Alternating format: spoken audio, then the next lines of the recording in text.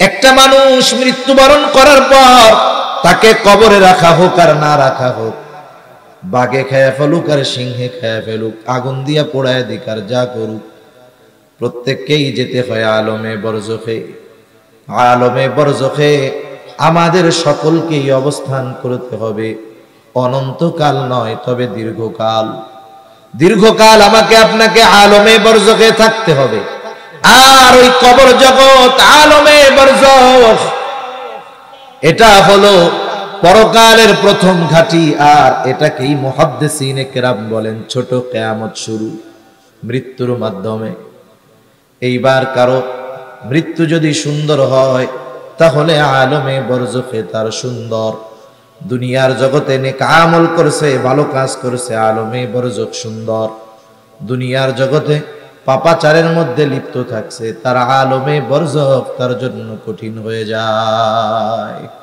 কুলির রূহু মিন আমরি রাব্বি ওয়া মা উতীতুম মিনাল ইলমি ইল্লা কলিলা। আল্লাহ রাব্বুল আলামিন বলেন, তারা আপনাকে জিজ্ঞাসা করে, আপনার কাছে জানতে চায় রূহ কি জিনিস। আপনি বলেন, কুলির রূহু মিন আমরি রাব্বি, রূহ হলো আমার রবের আদেশ, আমার রবের নির্দেশ। সাথে সাথে আল্লাহ তাআলা এটাও জানায় দিল, পয়গম্বর এই রূহ কি জিনিস এটা আপনার রবের আদেশ। এটা নিয়ে চিন্তা গবেষণা করার মতো জ্ঞান আমি আল্লাহ মানুষকে দেই নাই।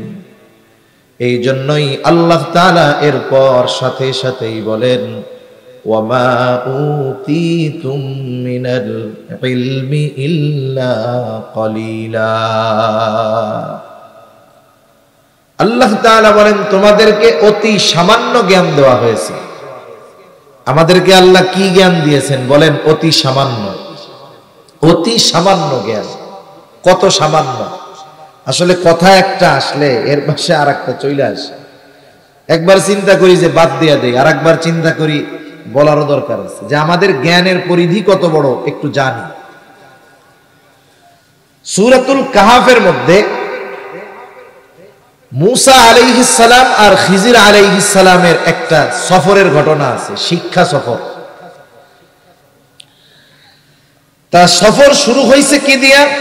দুইজনে সমুদ্র পাড়ি দেওয়ার জন্য একটা নৌকার মধ্যে উঠছে। নৌকার মধ্যে সমুদ্র পাড়ি দিবে, দুইজন উঠছে। হঠাৎ একটা দৃশ্যের দিকে দুইজনেরই নজর গেল। যারা সমুদ্র পথে সফর করেছেন, নদী পথে সফর করেছেন, তারা দেখে থাকবেন সমুদ্রের মধ্যে বিভিন্ন রকমের পাখি উড়ে, গাংচিল উড়ে, পাখি উড়ে। কিছু কিছু পাখি আছে, যখন ওই পাখির পানি তৃষ্ণা পায়, সে উড়ন্ত অবস্থায় তার ঠোঁট পানির সাথে লাগায়া পানি পান করে। খিজির আলাইহিস সালাম মূসা আলাইহিস সালামকে ওই দৃশ্য দেখাইলেন। এরপরে খিজির আলাইহিস সালাম মূসা আলাইহিস সালামকে বলতেছে, ভাই মূসা, আল্লাহ তাআলার জ্ঞান যদি হয় এই সমগ্র সমুদ্র পরিমাণ, আল্লাহ তাআলার জ্ঞান যদি হয় এই সমুদ্রের সমগ্র পানির সমপরিমাণ, এই জ্ঞানের তুলনায় গোটা সৃষ্টি জগতের জ্ঞান হলো ওই পাখির ঠোঁটে যতটুকু পানি লেগে আছে তার চাইতেও অনেক কম। কথা বুঝেন নাই মনে হয়? বুঝতে পারছেন? তাহলে এই কথা শুনে সুবহানাল্লাহ মুখ দিয়ে বাইর হবে না তো বোবা মানুষের? জোরে বলেন সুবহানাল্লাহ। আল্লাহর জ্ঞান যদি হয় সমুদ্র পরিমাণ, গোটা সৃষ্টি জগতের জ্ঞান হইল পাখির ঠোঁটে লেগে থাকা এক ফোঁটা পানির পরিমাণ। এই জ্ঞান গোটা সৃষ্টি জগতের মধ্যে আল্লাহ বন্টন করে দিছে, তাই দুনিয়ার মানুষের ঠেলায় অস্থির। তাহলে আল্লাহ তাআলা বললেন, রূহ হলো আপনার রবের আদেশ প্রত্যাদেশ। আমার রব যেমন চিরন্তন, রবের আদেশ নিষেধ আদেশ এগুলাও চিরন্তন, রবের কথাও চিরন্তন, কালামও চিরন্তন। এই যে কোরআনুল কারীম, এটা নশ্বর নাকি অবিনশ্বর, এই বিষয় নিয়ে ইমাম আহমদ ইবনে হাম্বলের উপরে কত জুলুম অত্যাচার। তিনি বলেছেন আমার রব যেমন চিরন্তন, রবের আদেশ রবের কথা এই কোরআনও তেমন চিরন্তন। যেহেতু আমার রব চিরন্তন, রূহ হইল আমার রবের আদেশ, এই রূহটাও আল্লাহ তাআলা করেছেন চিরন্তন। রূহের কোনো ধ্বংস হবে না, শুধু রূহ স্থান পরিবর্তন করে। আল্লাহ সুবহানাহু ওয়া তাআলা হযরত আদম আলাইহিস সালাতু ওয়াস সালামের পৃষ্ঠদেশ থেকে কিয়ামত পর্যন্ত যত মানুষ আসবে, দুনিয়ায় যত মানুষ আছে, অতীতে যত মানুষ এসেছে, সব মানুষের রূহ আল্লাহ তাআলা একত্রে বাহির করেছেন। সব রূহগুলোকে একত্রে রেখেছেন যেই স্থানে, সেই স্থানের নাম হলো আলমে রূহ। তাহলে আমাদের রূহ প্রথমে যেই স্থানে ছিল সেটার নাম হলো রূহের জগৎ। এরপরে আল্লাহ রাব্বুল আলামিন মা বাবার মাধ্যমে মায়ের রেহেমের ভিতরে একেবারে সামান্য এক ফোঁটা শুক্র কীট থেকে আল্লাহ তাআলা আমাকে আপনাকে একটা স্ট্রাকচার, একটা দেহ দিলেন। উল্লেখ করার মতো কিছুই আমার আপনার ছিল না। আল্লাহ তাআলা কোরআনুল কারীমের মধ্যে বলেন, হাল আতা আলাল ইনসানি হিনুম মিনাদ দাহরি লাম ইয়াকুন শাইআম মাযকুরা। প্রত্যেকটা মানুষ কি এমন কিছু কাল অতিক্রম করে নাই যে তার উল্লেখ করার মতো কোনো কিছুই ছিল না। এরপরে মায়ের রেহেমের ভিতরে একটা সময় আল্লাহ তাআলা রক্তপিণ্ডে সেটাকে পরিণত করলেন। এরপরে আবার প্রসেসিং করে আল্লাহ তাআলা একটা মাংসপিণ্ডে মায়ের পেটের ভিতরে ওই এক ফোঁটা শুক্র কীটকে আল্লাহ তাআলা একটা মাংস টুকরায় তৈরি করলেন। 120 দিনের প্রসেস শেষ। এইবার আল্লাহ তাআলার নির্দেশে ফিরিস্তা মায়ের পেটের ভিতরে আইসা হাজির। ওই মরা মৃত মাংস পিণ্ডের মধ্যে আল্লাহ তাআলার আদেশে ফিরিস্তা যখন রূহ ফুঁকে দিল, মায়ের পেটের ভিতরে মরা ওই মাংসের টুকরাটা জিন্দা হয়ে গেল। এই দেহটা প্রথমে মৃত ছিল, এই দেহটা প্রথমে কি ছিল? এজন্য আল্লাহ তাআলা কোরআনুল কারীমে সূরা মুলকের মধ্যে বলেন, আল্লাযী খালাকাল মাউতা ওয়াল হায়াতা লিয়াবলুয়াকুম আইয়ুকুম আহসানু আমালা। আল্লাহ তাআলা বলেন তিনি আল্লাহ, আল্লাযী খালাকাল মাউতা ওয়াল হায়াত, যিনি মৃত্যু এবং জীবন সৃষ্টি করেছেন। এই দেহ আগে মৃত ছিল, জীবিত হয়েছে কেন? রূহ দেওয়ার কারণে। কথা বুঝতেছেন তো? রূহ দেওয়ার কারণে।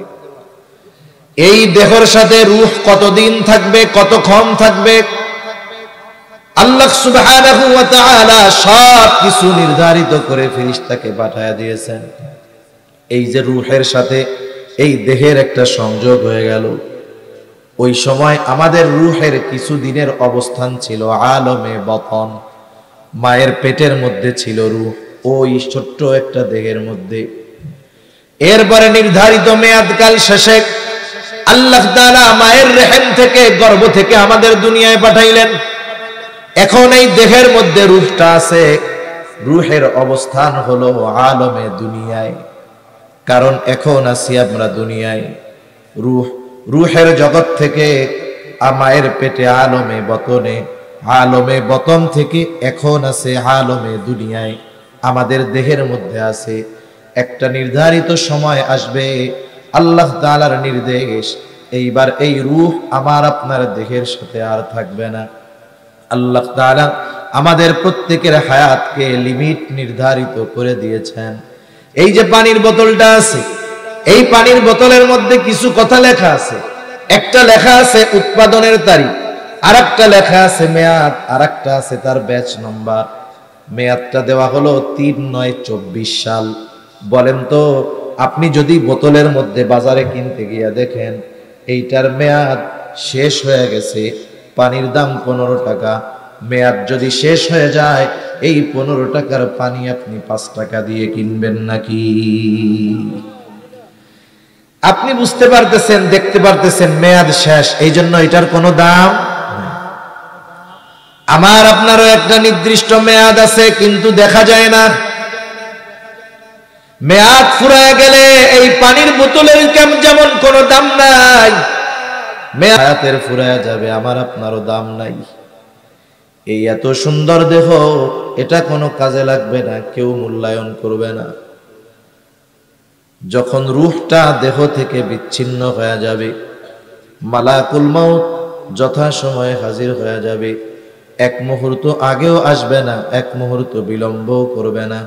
আল্লাহ তাআলা বলেন, ফাইযা জাআ আজালুহুম লা ইস্তাখিরুনা সাআতাও ওয়া লা ইস্তাকদিমুন। এক মুহূর্ত আগেও আমি আপনি মরব না, এক মুহূর্ত বিলম্ব হবে না, একেবারে যথাসময় হায়াতটা যতটুকু সময়ে ততটুকু সময় আমি আপনি দুনিয়ায় থাকব। এই রূহটা মালাকুল মাউত এসে বের করে নিয়ে যাবে আমার আপনার মধ্য থেকে। একটু চিন্তা করেন, কারণ মৃত্যুর মাধ্যমেই কিয়ামতের শুরু হয়ে যায়। মৃত্যু থেকে নিয়ে আলমে বরজখের সময়কালটাকে বলা হয় ছোট কিয়ামত। এরপর থেকে নিয়ে শুরু হয় বড় কিয়ামত। ছোট কিয়ামতটা যে ট্যাকেল দেওয়ার যোগ্যতা অর্জন করে, বড় কিয়ামত আল্লাহ তাকে পার করায় দেওয়ার ব্যবস্থা করে। একটু চিন্তা করেন, আপনি ওয়াজ শুনতে আসছেন, হয়তো বাড়িতে আপনার স্ত্রী, আপনার বোন, আপনার কন্যা আছে, চিন্তা করতেছে আব্বা ওয়াজ শুনতে গেছে, ভাইয়া ওয়াজ শুনতে গেছে। স্ত্রী চিন্তা করতেছে স্বামী ওয়াজ শুনতে গেছে, ওয়াজ শুনে আইসা জানি দেরি না হয়, এই জন্য আগের থেকে সুন্দর মতো তার বিছানাটা পরিপাটি পরিষ্কার করে গুছায়া রেডি করে রেখে দিয়েছে, কম্বল টম্বল সব দিয়া। আল্লাহ না করুন কেউ যদি এখন এখানে ইন্তেকাল করে, দেহ থেকে রূহটা বের হয়ে যায়, বলেন তো ওই মা, ওই বোন, ওই স্ত্রী এই কথা বলবে নাকি? বেচারা ওয়াজ শুনতে গেছিল কিন্তু মারা গেল, যেহেতু বিছানাটা তার জন্য প্রস্তুত করেছিলাম, আজ রাতটা এই কম্বলের তলে বিছানার নিচে তার দেহটা থাক, বলেন তো রাখবে নাকি? ঘরের মধ্যে লাশটা উঠাবে না। অথচ দেখেন এই অঙ্গ প্রত্যঙ্গের প্রতি কত মায়া। এই চেহারা না দেখলে যেই মায়ের অন্তরের মধ্যে শান্তি লাগতো না, যেই চেহারা না দেখলে স্ত্রীর অন্তরে শান্তি আসতো না, যেই চেহারা না দেখলে ভাইয়ের চেহারা না দেখলে বোনের ভালো লাগতো না, যখন রূহটা বের হয়ে যাবে এই দেহটাকে তারা নিজেই ঘরে তুলতে দিবে না। এটাই দুনিয়া, এটাই শেষ, তো কিয়ামত শুরু। আমাদের অঞ্চলে যখন কোনো মানুষ মারা যায়, মারা যাওয়ার পরে মাইকে তার মৃত্যুর খবর প্রচার করে, অমুক এলাকার অমুক আজ সন্ধ্যা 6 ঘটিকার সময় ইন্তেকাল করিয়াছে, আগামী দিন সকাল 9টায় অমুক ঈদগাহ ময়দানে তার জানাজা অনুষ্ঠিত হবে।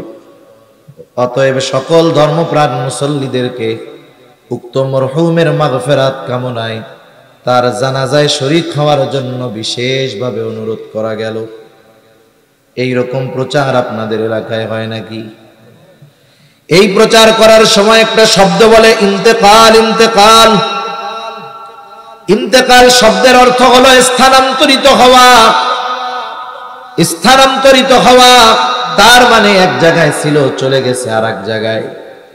আসলে এই দেহটা আব্দুর রহিম আব্দুল করিম না, মূলত রূহটাই হইল আব্দুর রহিম আব্দুল করিম। এই জন্য বলে আব্দুর রহিম ইন্তেকাল করিয়াছে।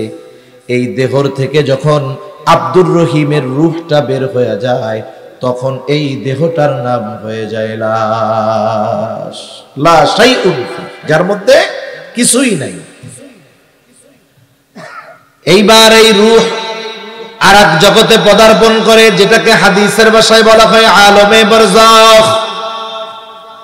একটা মানুষ মৃত্যুবরণ করার পর তাকে কবরে রাখা হোক আর না রাখা হোক, বাঘে খেয়ে ফেলুক আর সিংহে খেয়ে ফেলুক, আগুন দিয়া পোড়ায় দিক আর যা করুক, প্রত্যেককেই যেতে হয় আলমে বরজখে। আলমে বরজখে আমাদের সকলকেই অবস্থান করতে হবে। অনন্তকাল নয়, তবে দীর্ঘকাল। দীর্ঘকাল আমাকে আপনাকে আলমে বরজখে থাকতে হবে। আর ওই কবর জগৎ আলমে বরজখ, এটা হলো পরকালের প্রথম ঘাঁটি। আর এটাকেই মুহাদ্দিসিনে কেরাম বলেন ছোট কিয়ামত শুরু, মৃত্যুর মাধ্যমে।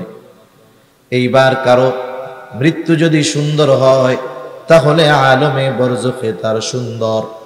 দুনিয়ার জগতে নেক আমল করছে, ভালো কাজ করছে, আলমে বরজখ সুন্দর।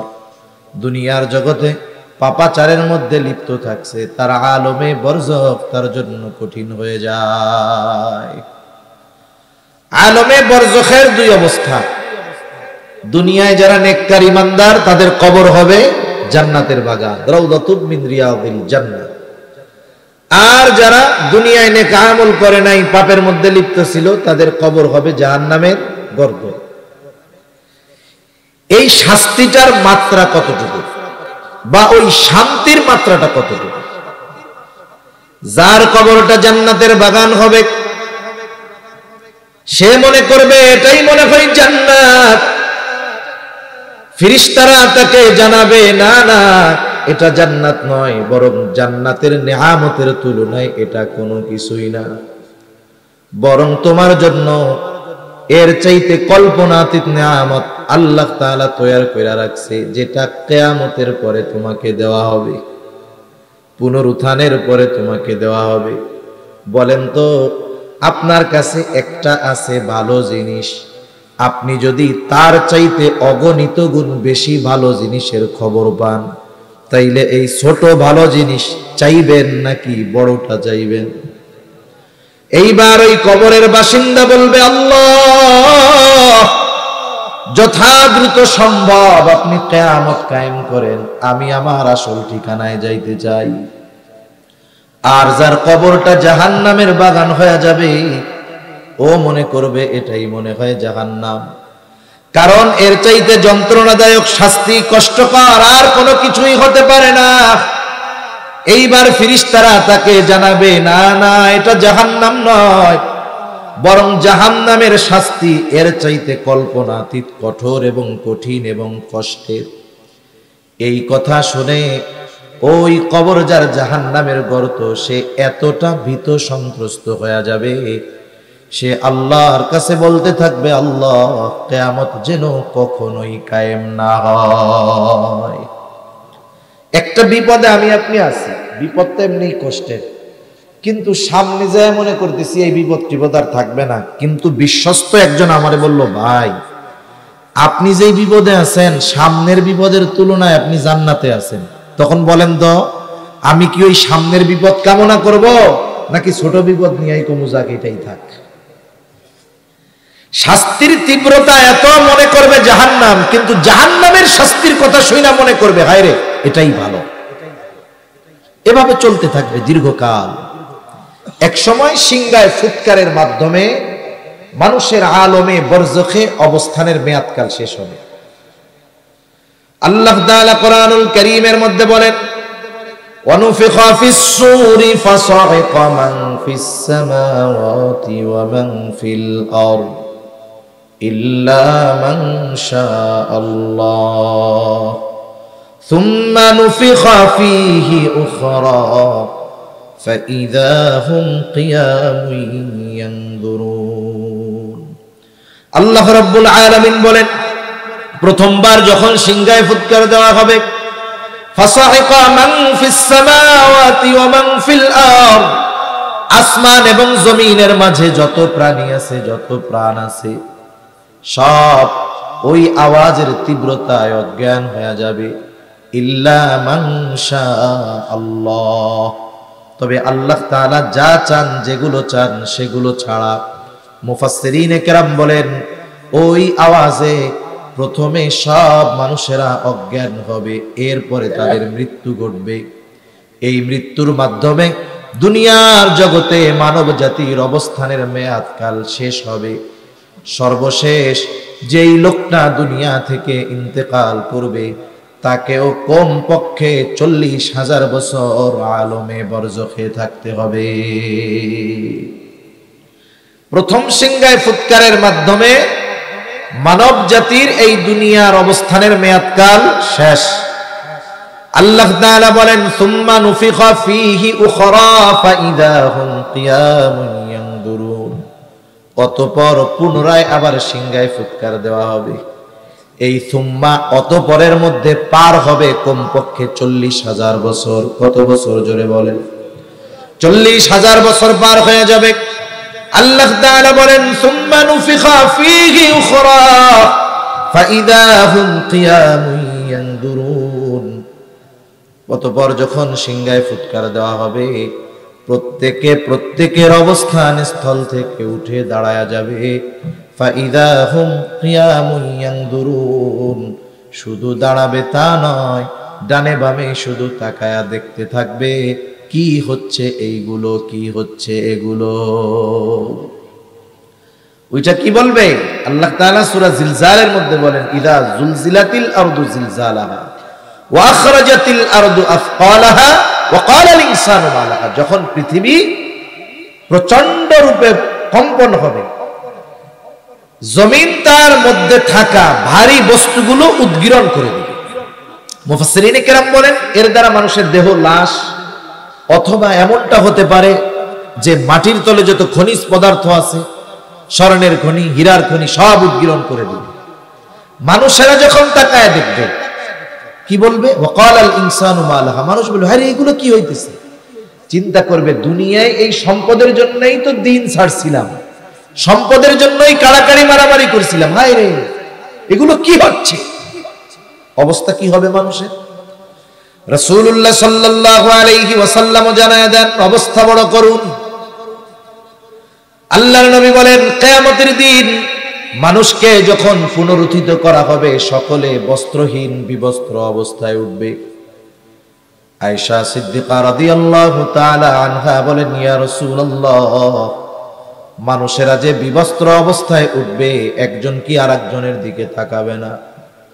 মানুষেরা কি লজ্জা পাবে না? একজন আরেকজনের দিকে তাকাবে না? একটু চিন্তা করেন কিয়ামতের বিভীষিকা, কিয়ামত কত ভয়ানক একটা সময়, কিছুই শুরু হয় নাই। অনেক সময় দেখবেন বৈশাখ মাস যখন হয় মাঝে মধ্যে কাল বৈশাখী ঝড় হয়, হয় না?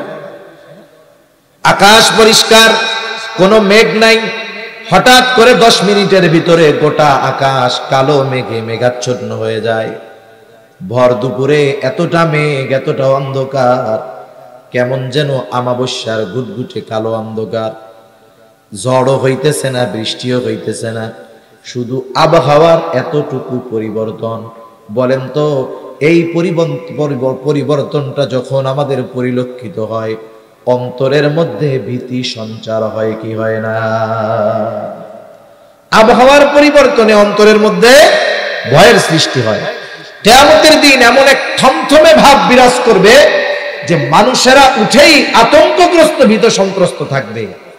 এত ভীত থাকবে, বিবস্ত্র অবস্থায় উঠানো হবে কিন্তু কেউ কারো দিকে তাকাবে না। নবীজি তাই বলেন আয়েশা, মানুষ এতটা চিন্তিত ভীত থাকবে যে কেউ আরেকজনের দিকে তাকানোর বিষয়টা চিন্তাও করবে না। শুধু তাই না, যার কবরে আযাব ছিল আযাব, সে তো মনে করতেছিল জাহান্নাম।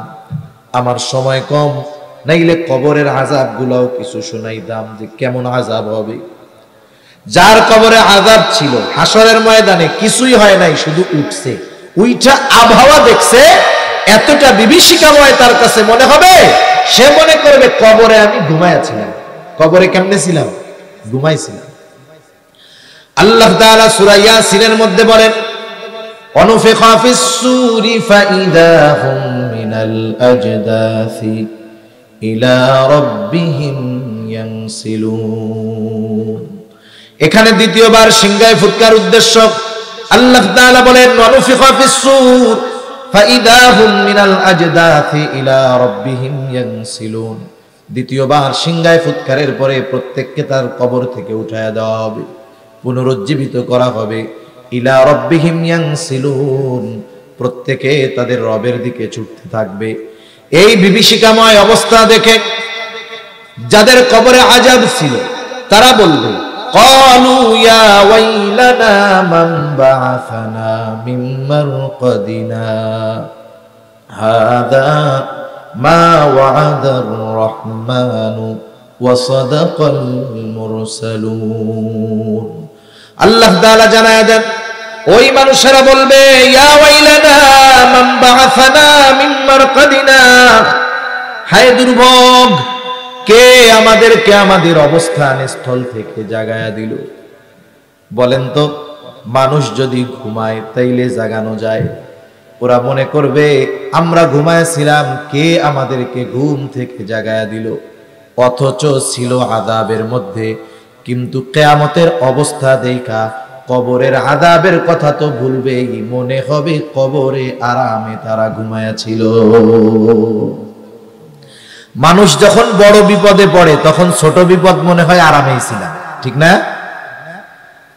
এইবার মুমিনরা অথবা ফেরেশতারা তাদের এই কথার জবাবে বলবে হাদা মা ওয়াদার রহমান, এটাই হলো দয়াময় রহমানের সেই প্রতিশ্রুত দিবস, দয়াময়ের সেই প্রতিশ্রুত দিবস, যেই দিবসের সত্যায়ন রাসূলগণ করেছেন। ওয়াসাদাকাল মুরসালুন, রাসূলগণ যেই দিবসের সত্যায়ন করেছে, এই দিবসের এক নাম হলো ইয়াউমুল কিয়ামাহ, এই দিবসের এক নাম হলো ইয়াউমুল হাসর।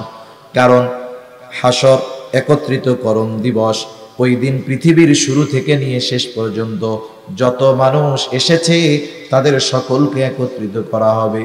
ওই দিবসের এক নাম হলো ইয়াউমুল জাযা, প্রতিদান দিবস। কারণ মানুষের পূর্ণ প্রতিদান আল্লাহ তাআলা কিয়ামতের দিন দিবে। দুনিয়ায় একটা মানুষ যত ভালো কাজ করুক না কেন, আল্লাহ তাআলা ওই ভালো কাজের পূর্ণ প্রতিদান দুনিয়ায় দেন না। একটা মানুষ দুনিয়ায় যত মন্দ কাজ করুক না কেন, আল্লাহ তাআলা তার ওই মন্দ কাজের পূর্ণ প্রতিদান দুনিয়ায় দেন না। ভালো কাজের পূর্ণ প্রতিদান, মন্দ কাজের পূর্ণ প্রতিদান আল্লাহ তাআলা দিবেন ওই কিয়ামতের দিন। ওই দিনটার আরেক নাম হলো ইয়াউমুল জাযা, অর্থাৎ প্রতিদান দিবস। যদি আল্লাহ কিয়ামত কায়েম না করত তাইলে মুমিনদের উপরে বেইনসাফি করা হইতো, মুমিনদের উপরে বেইনসাফি করা হইতো। আল্লাহ তো বেইনসাফি করেন না, এজন্য কিয়ামত কায়েম কইরা দুনিয়ায় মুমিনের ভালো কাজের প্রতিদান দিবে। কিয়ামত কায়েম করে মৃত্যুর মাধ্যমে কিয়ামতের দিকে আমাদের নিয়ে ওই কিয়ামতের দিন আল্লাহ তাআলা দুনিয়ায় যারা মন্দ কাজ করেছে বেঈমান, তাদের কর্মের পূর্ণ প্রতিদান আল্লাহ তাআলা দিবেন। এজন্য আল্লাহ তাআলা জানায় দেন কুল্লু নাফসিন যায়িকাতুল মাউত, প্রত্যেকটা মানুষকে মৃত্যুর স্বাদ আস্বাদন করতেই হবে। কেন মৃত্যু? আল্লাহ তাআলা বলেন মৃত্যুর মাধ্যমে তোমাদেরকে আমি একত্রিত করব, কিয়ামতের দিন সবাইরে জমা করব। ও আল্লাহ, কেন জমা করবেন? আল্লাহ তাআলা বলেন ওয়া ইন্নামা তুওয়াফাউনা উজুরাকুম ইয়াউমাল কিয়ামাহ, কারণ ওই কিয়ামতের দিন প্রত্যেককে তার কর্মের পূর্ণ প্রতিদান আমি আল্লাহ দিয়ে দিব।